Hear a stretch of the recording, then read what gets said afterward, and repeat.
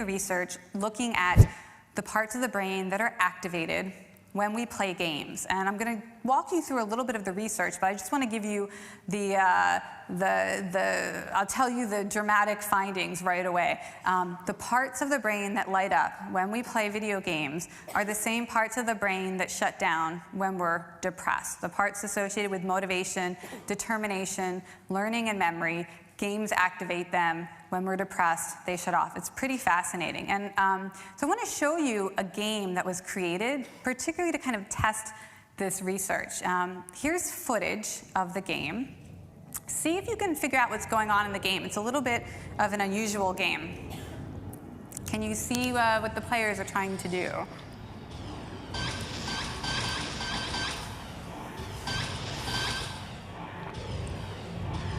So it looks kind of like a standard fantasy shooter game, but if you look closely, you can see this is being played in the environment of a human body, and the weapons are chemotherapy weapons, and what's being destroyed is cancer. This is a game called Remission, and it was created for young people who've been diagnosed with leukemia.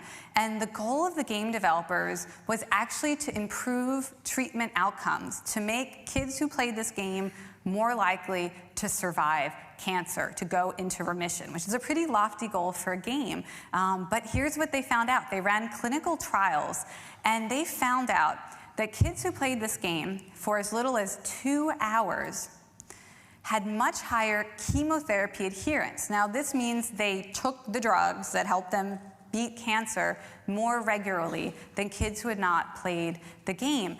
This is really important. Kids with leukemia have to take these oral drugs for 2 or 3 years. And 83% of the cases of cancer that come back that don't get cured, 83% of those cases are associated with missing doses of your chemotherapy drugs. So if you can avoid missing doses, you're almost statistically guaranteed to beat this disease when you're young and you have leukemia. So the fact that a game could help these young kids not miss doses meant that they were more likely to survive this illness. And it wasn't just that they were interviewing parents or interviewing the players and saying, you know, did you definitely remember to take these drugs?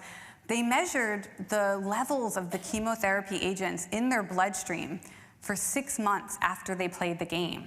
And 6 months later, kids who had played this game for as little as 2 hours had 20% higher levels of the cancer-fighting drugs in their bloodstream than kids who had not played the game.